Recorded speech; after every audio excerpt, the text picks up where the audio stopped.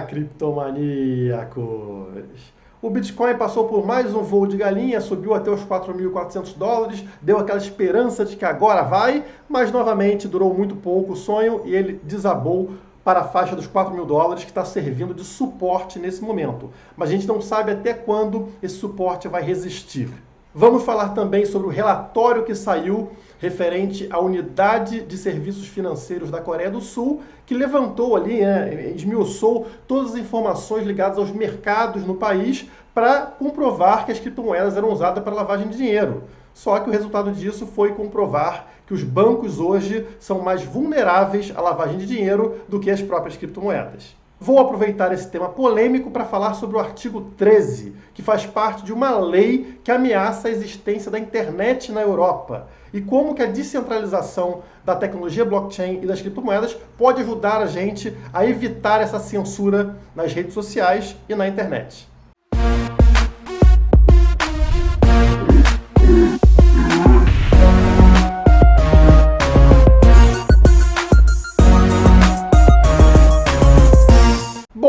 O valor do Bitcoin, vocês viram que não está conseguindo ter força para subir, está fazendo aqueles voos de galinha, né? Subidas que duram muito pouco tempo, ele volta para o patamar anterior. Como eu falei nos vídeos anteriores, eu não vejo nenhum motivo, nenhum catalisador para uma alta no curto prazo. A gente não está em nada de emocionante, de empolgante que traga a gente para o mercado nesse momento. Então, aparentemente, é somente especulação, sobe um pouquinho aqui, desce um pouquinho ali, e a gente deve ficar andando de lado até que surja algum motivo, alguma coisa interessante para que esse preço se movimente. Eu agora estou torcendo mais para uma queda do que para uma subida, para ser sincero, porque eu quero comprar naquela faixa que eu falei para vocês, né, de $3.500 para baixo. Então estou ali preparado, já com dinheiro na exchange, só esperando uma queda para fazer minhas compras de Bitcoin, olhando sempre para o longo prazo. Longo prazo em criptomoedas, a gente está falando aí de um período de 5 anos, né? Ao contrário das ações, onde o longo prazo pode ser considerado aí 2 anos, às vezes. Aqui nas criptomoedas, esse longo prazo é realmente longo, mas ele acaba te dando um retorno muito grande se você tem paciência. Entrando agora no assunto, né, na notícia que saiu ontem, que foi um relatório que foi divulgado. A Coreia do Sul é um país que a gente sabe que tem muita atração por criptomoedas e o governo não gosta muito disso. Então ali uma das agências, né, ligadas ao governo fez essa análise em todos os mercados do país para verificar a questão da lavagem de dinheiro e financiamento ao terrorismo. Obviamente por trás disso a gente sabe que tem uma intenção de comprovar, né, de mostrar e convencer as pessoas de que criptomoedas são negativas e que devem ser controladas ou proibidas, e eles fizeram toda essa análise para comprovar isso, só que o resultado não foi esperado. Na hora que esse resultado saiu, esse relatório saiu, ficou comprovado por essa agência que hoje o que é utilizado para lavagem de dinheiro e para financiamento ao terrorismo são os bancos. Sim, os bancos. A avaliação indicou que apesar dos bancos possuírem sistemas mais robustos contra a lavagem de dinheiro, os criminosos ainda dão valor ao tamanho do setor bancário e aí as características inatas dos serviços do setor bancário, como por exemplo trading em forex, né, em moedas de tudo que é país, todas essas facilidades que o setor bancário já oferece há tanto tempo para o crime organizado, ainda são olhadas com bons olhos por esses criminosos que não estão vendo necessidade de migrar para criptomoedas nesse momento. O relatório ainda mostra que o papel moeda e criptomoedas são igualmente vulneráveis a esse tipo de atividade criminosa. A gente sabe disso porque quando a gente vê políticos, por exemplo, maquiando contas públicas, né, obras públicas para lavar dinheiro, isso é muito fácil, isso acontece em todos os momentos. Outras formas também são compra de obras de arte ou utilização de serviços onde o valor é muito subjetivo, como por exemplo consultoria. Então sempre utilizaram esses meios para lavagem de dinheiro, né, para tornar um dinheiro ilegal legal, e vão continuar utilizando. Não existe motivação para que os criminosos comecem a utilizar criptomoedas se no sistema tradicional sempre foi feito e continua sendo feito sem grande problema. Aqui é importante notar que dinheiro é somente uma ferramenta e ferramentas não cometem crimes. Carros matam pessoas, mas você não resolve esse problema punindo a indústria automobilística e proibindo a existência de carros. Você resolve esse problema punindo pessoas que cometem crimes usando o carro. O carro é somente uma ferramenta que não comete crime. O carro não é responsável. O carro pode ser usado para o bem ou para o mal, como qualquer outra ferramenta. O mesmo se aplica a criptomoedas, facas, fogos de artifício, armas em geral e qualquer outra ferramenta que esteja ao nosso redor. Eu comentei isso no vídeo que eu fiz sobre a Receita Federal do Brasil, que está fazendo aquela pesquisa pública para avaliação de criptomoedas, uma coisa tenebrosa que você pode ver aqui clicando nesse izinho que surgiu aqui em cima. Esse vídeo é muito interessante, eu até recomendo que você veja, porque ali é uma ameaça à existência de empresas ligadas ao setor de criptomoedas aqui no nosso país, aqui no Brasil. Então vale a pena verificar esse vídeo. Mas não se deixe enganar, o governo vai sempre utilizar desculpas esfarrapadas para criar proibições ao uso de ferramentas, falando que eles estão nos protegendo. Esse foi o motivo da gente ter perdido o direito à posse de armas, mesmo votando a favor da posse de arma quando fizeram o plebiscito do desarmamento. Isso não importou a mínima, eles pegaram lá o resultado, ignoraram completamente, consideraram que a ferramenta é culpada pelas mortes e proibiram armas, independente delas não cometerem crimes. Pessoas cometem crimes usando um revólver, usando uma faca, usando veneno, usando carro, usando qualquer coisa, mas eles fizeram a proibição da ferramenta como sempre fazem. Armas podem ser usadas para o bem ou para o mal. Você pode usar uma arma para se defender de criminosos, para defender sua família ou para atacar outra pessoa. Então as armas são neutras, elas não têm nenhuma ética, não têm nenhuma intenção. Quem tem a intenção é a pessoa por trás daquilo. Então a ferramenta ela não pode ser punida, ela não pode ser proibida, porque isso gera um caos social. E hoje, por exemplo, com a proibição das armas, quem possui armas são aquelas pessoas que não seguem a lei e não estão nem interessadas se o Estado permite ou não. Então todos que possuem armas hoje estão com o intuito de fazer mal para os outros, são os criminosos. E nós não temos como nos defendermos. Mesma coisa vai acontecer com ataque às criptomoedas ou ataque a qualquer outra ferramenta que o Estado entenda como sendo perigosa, arriscada, uma ferramenta criminosa. Pouco a pouco a gente vai perdendo toda a nossa liberdade, que passa a depender agora de um ente central, que é um Deus que tudo sabe e sabe o que é melhor para as pessoas e para todos que estão ao redor, sendo que cada pessoa é diferente da outra. Cada pessoa tem uma necessidade especial e o Estado se julga capaz de entender melhor da vida de cada uma dessas pessoas mais do que elas próprias. Então, muito cuidado quando tentam podar a sua liberdade. Você não é criminoso por usar qualquer substância no seu organismo, por possuir qualquer coisa, desde que você não esteja agredindo fisicamente uma outra pessoa. Se você não interfere na propriedade privada de outra pessoa, não é crime. Quem define as regras da sua propriedade dentro da sua casa, junto com a sua família, é você, e não um engravatado em qualquer lugar. Por isso que eu sempre afirmo aqui no canal, tudo que é centralizado, alguma hora será atacado por algum governante em algum lugar. Alguma hora vai ter um louco que vai falar que aquilo lá é perigoso. Se aplica absolutamente tudo. Tudo que é centralizado, infelizmente, será controlado e você vai perder a sua liberdade. Você está me achando muito radical? Então, olhe bem. Internet, em teoria, é super descentralizada, né? É super livre, não deveria sofrer ataques. A gente está com a internet há décadas e a gente não tem graves problemas com isso. Mesmo questões como preconceito, racial ou coisa do tipo, são resolvidas pela própria rede, que boicota pessoas que agem dessa forma, inclusive os patrocinadores dessas pessoas deixam de pagar para essas pessoas. Então, o boicote ele é um boicote social e financeiro. Pessoas que agem de forma incorreta em redes sociais e na internet, elas são boicotadas pelo público e por seus patrocinadores. Então a internet sempre se resolveu sozinha. Nunca precisou de uma babá para ficar verificando o que pode ou não pode ser dito ou feito ali dentro. Mas, como eu falei, tudo que é centralizado sofre ataque. A internet é composta por diversas empresas que permitem que a gente faça isso. Eu estou aqui no YouTube, que é uma empresa privada e que, portanto, pode sofrer ataque do governo, assim como o Google, assim como o Facebook,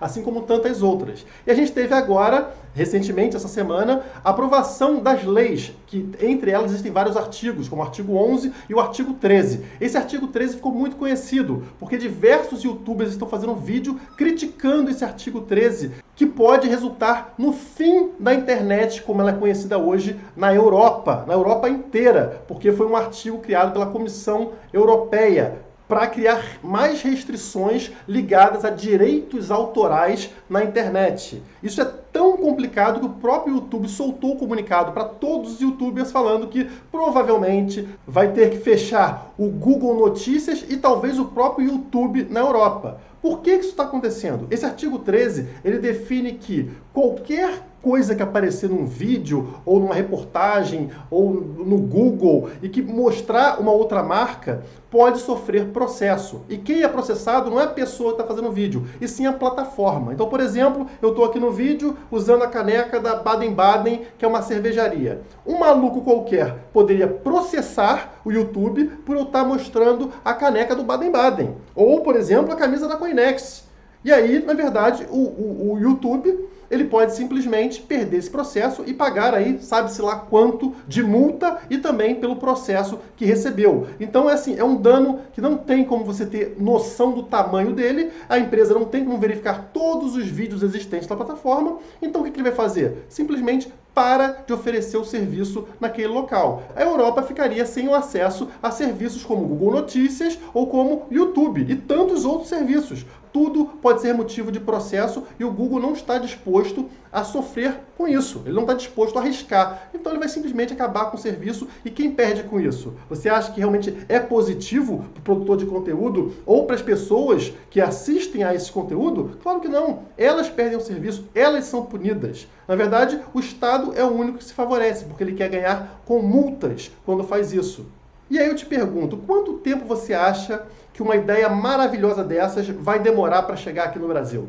É uma ideia que pode punir a liberdade de expressão, né? Pode ele censurar e ainda resulta em dinheiro para o governo com as multas arrecadadas, assim como aconteceu na questão dos pardais aí, que a gente tem de 10 em 10 metros em tudo que é cidade. É uma forma de arrecadação. Quanto tempo você acha que vai demorar para isso chegar aqui no Brasil e em tantos outros países?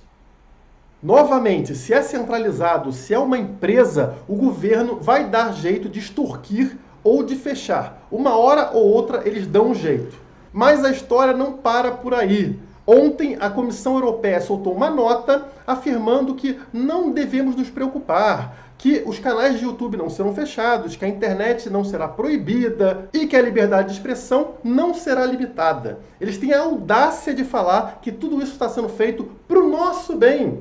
Para o bem dos produtores de conteúdo, olha só. Porque antes, né, agora, por exemplo, as pessoas podem simplesmente vir aqui, colocar marcas, né, colocar coisas aqui sem pagamento proporcional. Ou, imaginem, alguém copiar o meu vídeo, que coisa absurda. Alguém copiar e colocar num outro canal. Imagina que ofensa, né? Então agora, com essa lei, essas pessoas que fizerem isso não serão remuneradas pelo YouTube ou por outras plataformas, e o próprio YouTube também não vai ter remuneração em cima desse conteúdo. Então ninguém recebe dinheiro. Olha que solução boa. Ninguém recebe nada e eu fiquei protegido desse grande problema. Canalhas! Estão chamando a gente de idiotas, porque estão falando o seguinte: nós não somos capazes de decidir por conta própria. Na hora que a gente entra no YouTube e aceita os termos, as condições, as regras de uma plataforma como o YouTube, nós aceitamos, nós estamos de acordo. Caso a gente não aceite, a gente procura uma outra plataforma ou cria uma outra plataforma com outras regras. Nada nos impede de fazer isso. Se hoje eu estou aqui no YouTube, é porque eu aceito as regras dessa empresa privada, assim como você que está assistindo. Então a gente não precisa de nenhuma política retardada falando o que a gente tem que fazer, achando que sabe melhor do que a gente mesmo quais são as regras que devem existir aqui.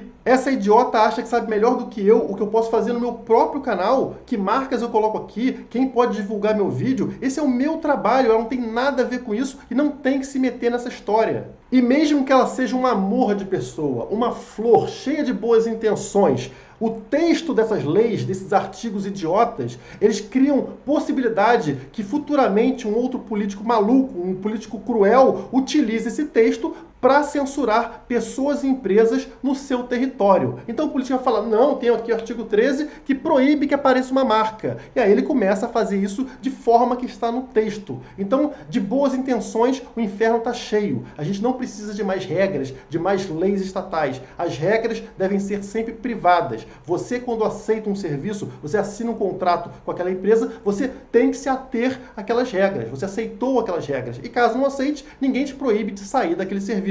Ao contrário do que acontece no serviço estatal. E a justificativa para essa lei é ainda mais idiota. Ela fala em propriedade intelectual. Não existe propriedade intelectual. Isso é uma falácia, é uma mentira que precisa ser combatida. Propriedade, o conceito de propriedade, está ligado à escassez. Você tem um terreno e ele é sua propriedade porque ele é escasso. Não existe como alguém copiar aquele seu terreno. Só existe ele daquela forma e somente uma pessoa pode ter por vez. Então, precisa do conceito de propriedade para que as pessoas tenham posse daquilo e possam realizar trocas. É a escassez que gera propriedade. O seu corpo é escasso, só existe ele. Não tem como fazer inúmeras cópias do seu corpo. Por isso que ele é propriedade também. Agora, textos, músicas, ideias, esses não são itens escassos. Se eu pego uma ideia sua, você continua com a sua ideia. Agora, se eu pego o seu apartamento, você não continua com o seu apartamento, você perdeu o seu apartamento. Existe ali um confronto, uma disputa. Por isso precisa existir o conceito de propriedade para um apartamento e não para uma ideia. É simples assim. Ah, Guilherme, mas pobrezinho das pessoas que estavam criando conteúdo e tiveram aquele negócio copiado.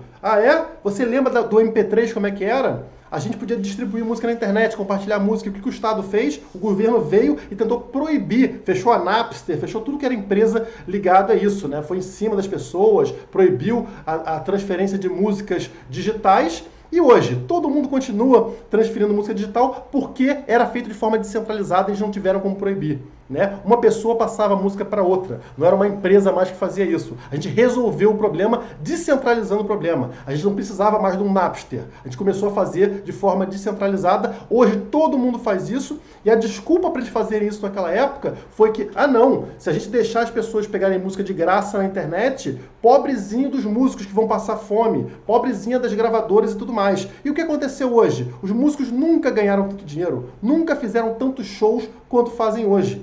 Então, é tudo falácia, é mentira, e foi a descentralização que permitiu escancarar para todo mundo como é mentira. Isso nunca acabou com nada. O compartilhamento de ideias, de informações, de músicas, de textos, só faz bem às pessoas, inclusive para quem produz esse conteúdo. Eu aqui estou produzindo de forma gratuita, e a remuneração vem de uma outra forma. Eu não estou aqui me ofendendo. Se alguém quiser copiar esse vídeo, passar para lá, passar para cá, fique à vontade para copiar, para colocar o conteúdo que você bem quiser. Isso divulga o meu trabalho, divulga as nossas ideias e volta de outra forma pra gente. É sempre positivo. A música é um exemplo claro de que propriedade intelectual é uma falácia. É por isso que eu falo para vocês, a descentralização ela não é somente boa, ela é essencial para que a gente continue existindo como seres pensantes. Porque se a gente perde a descentralização, o governo consegue controlar, ele fiscaliza, ele oprime, ele multa, é isso que ele faz se ele puder. Se tem uma empresa centralizada que oferece um serviço, é isso que vai acontecer. O governo, uma hora ou outra, vai chegar lá em cima e vai proibir aquilo de existir ou vai cobrar multas em cima e ganhar dinheiro em cima daquilo. Cobrar impostos, enfim, a gente sabe como funciona. Por isso a descentralização é essencial. E esse canal aqui fala sobre isso, sobre blockchain, sobre tecnologias descentralizadas. E é assim que a gente vai ganhar essa batalha. Ataquem as exchanges e todos nós aqui migraremos para exchanges descentralizadas ou para o P2P,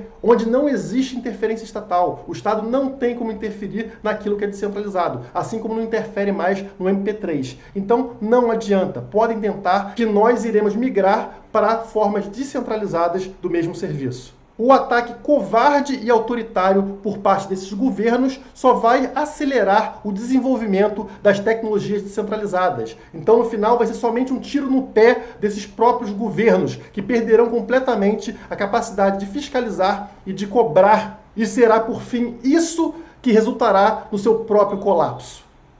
Se inscreva no canal, deixe o seu like e entre nas redes sociais do Criptomaníacos.